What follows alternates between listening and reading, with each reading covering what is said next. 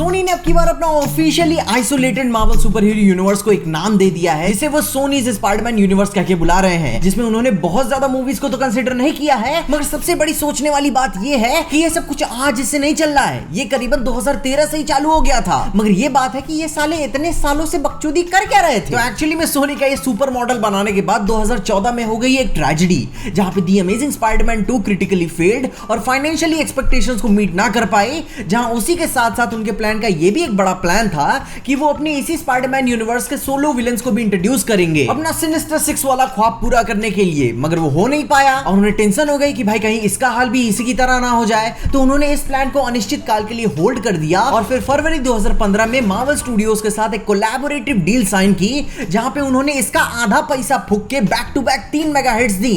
और भाई इसके बाद भी तो भाई सोनी को अपना कुछ करना था, कब तक ये दूसरे के सहारे पे काम करता रहता, वरना फैंस ये ना सोचने लगते कि भाई ये अपने स्पाइडरमैन के कैरेक्टर को लेकर इनकॉम्पिटेंट है। तो इन्हीं सारी और पैसे की वजह से उन्होंने वेनम से अपनी इस यूनिवर्स की शुरुआत की, जहां पे टॉम हार्डी के साथ ये वेनम वाला मामला इंट्रोड्यूस होने के बाद यहाँ पे थोड़ा सा मामला फंसाने वाला था, क्योंकि भाई पब्लिक को पिक्चर पसंद आ रही थी, लोग देखने भी जा रहे थे, लेकिन क्रिटिक्स को ये पिक्चर पसंद नहीं आ रही थी। मगर फिर भी यार सोनी ने ये बात सोची कि हम पिक्चर बना किसके लिए रहे हैं, पैसा नहीं पब्लिक के लिए ना। और अब अगर अपनी पब्लिक को पसंद आ रहा है तो जैसा चल रहा है चलने दो ना यार, शुरू तो करो उसको। और इस बार उन्होंने अपने पूरे यूनिवर्स की टोन भी आइडेंटिफाई कर ली थी कि वो बहुत ही ज्यादा डीसी की तरह डार्क भी नहीं थे और एमसीयू की तरह वाइब्रेंट भी नहीं थे। उनका अपने यूनिवर्स का एक बीच का मिडिल ग्राउंड, जहां पे सारे कैरेक्टर्स को एक अच्छे तरीके से ब्लेंड के साथ दिखाया जा सकता है। और कई सारे इंटरव्यूज में अपने सोनी के एग्जीक्यूटिव्स ने ये भी बात कही कि वो स्पाइडरमैन के पूरे यूनिवर्स को भी अलग अलग जॉनरा में भी डील करके देखना चाहते हैं, जैसे कि horror, comedy, potentially R rating के साथ, मतलब कि ओवरऑल जैसे फॉक्स ने शुरू किया था, कन्वेंशनल स्टोरी लाइन से हट के चीजों को दिखाएंगे।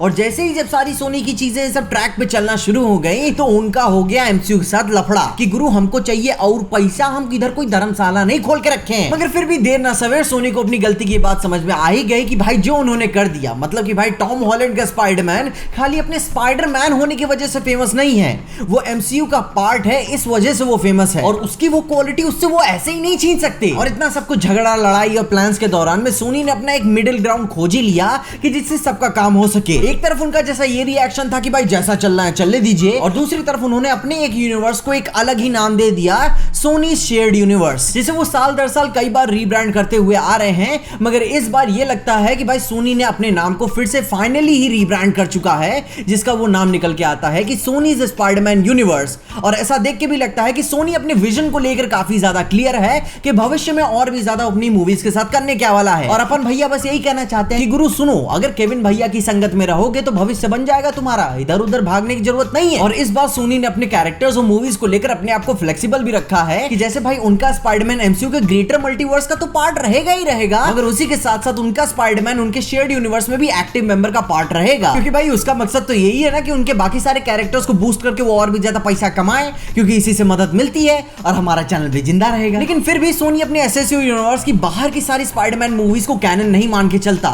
It's a multiversal spiderverse thing, Sony के शेयर्ड यूनिवर्स का वो पार्ट होंगे मगर मेन कैनन का नहीं। और ऊपर से यार राइट शॉट्स वाली बकचोदी बहुत ही गंदी होती है, ये देना नहीं चाहता वो लेना चाहता है, ऊपर से तीसरा बंदा भी खड़ा है कि हमको भी चाहिए, और जनता इन सबको लेते देते देखना चाहती है। इतना गंदा क्यों साउंड कर रहा है यार। खैर फिर भी अपन लोग मुद्दे से हटते नहीं है। एसएसयू के यूनिवर्स का अपना मेन पार्ट वेनम, वेनम 2, अपना मोबियस और कार्बन द हंटर जैसी कहानियों को मेन कहानियां मान के चलते हैं, और उसके ऊपर बाकी जो भी स्पाइडरमैन या फिर उसके और भी शेयर्ड यूनिवर्स की कहानियां आती हैं, वो उसे अपने सोनी के शेयर्ड यूनिवर्स का पार्ट मानती हैं, मतलब कि मल्टीवर्स का पार्ट। और इस बात को कंफर्म करते हुए अपने एंडी सर्किस यानी कि अपने वेनम 2 के डायरेक्टर ने भी ये बात कंफर्म की है कि भाई स्पाइडरमैन का नोशन उनके यूनिवर्स में अवेलेबल है, मतलब कि वेनम की यूनिवर्स में, मगर अभी उनका कैरेक्टर पूरी तरीके से उससे अवेयर नहीं है। मगर ये डील ब्रेक हुई अपनी मोबियस मूवी से, जहां पे हमें वल्चर और क्लासिक स्पाइडरमैन का पोस्टर भी देखने को मिलता है, कि जिससे ये बात भी पता चलती है कि भाई सोनी अपने पुराने स्पाइडरमैन को भी कंप्लीटली भूला नहीं है, आज नहीं तो कल वो कभी न कभी दिख ही जाएंगे। और जो वो इतने सालों से इतनी सारी तैयारी कर रहे हैं,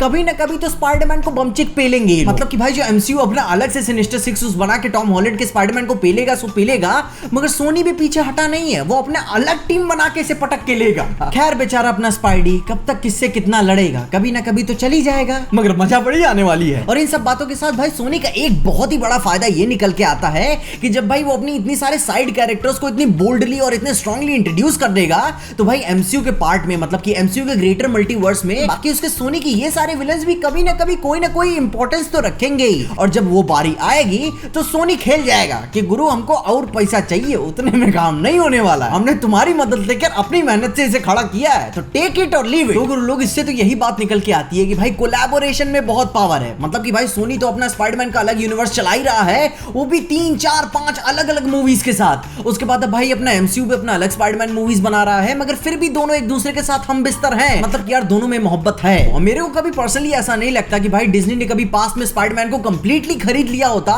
तो वो कभी भी स्पाइडरमैन के यूनिवर्स के साथ इतनी अलग अलग मूवीज निकाल पाता। उसके पास अपने ही लफड़े खत्म नहीं होते, इतनी ज्यादा डाइवर्सिटी रखता है वो। मगर फिर भी यार लोग कहते हैं ना, जो हुआ अच्छे के लिए हुआ। और ऊपर से अगर अपनी किस्मत और भी बेहतर हुई तो हमें एनिमेटेड स्पाइडरमैन यूनिवर्स के बारे में भी और भी ज्यादा देखने को मिलेगा, जिसका मतलब है कि अपन को तीन स्पाइडरमैन यूनिवर्सेस के बारे में देखने को मिलेगा अगर हम लकी हुए तो। और उसके बाद भी सोनी अपने सिल्क जैसा स्पाइडरमैन के कैरेक्टर्स के ऊपर भी टीवी सीरीज लेकर आ रहा है, तो भाई कंटेंट की कोई कमी नहीं है। और इसीलिए अपन कहते हैं कि गुरु केविन भैया की संगत में रहिए, काफी आगे तक जाएंगे, हम आपके अंदर वो भविष्य देख रहे हैं। इसके अलावा तुम अपने सोनी के स्पाइडरमैन यूनिवर्स के बारे में तुम्हारा क्या सोचना है? क्या तुम्हें इसके फ्यूचर नजर आता है? क्या ये हमें और बड़ा दिखा सकते हैं? क्या वो उसके सिनिस्टर 6 के बाद अपना स्पाइडर वर्स का सपना पूरा कर पाएंगे?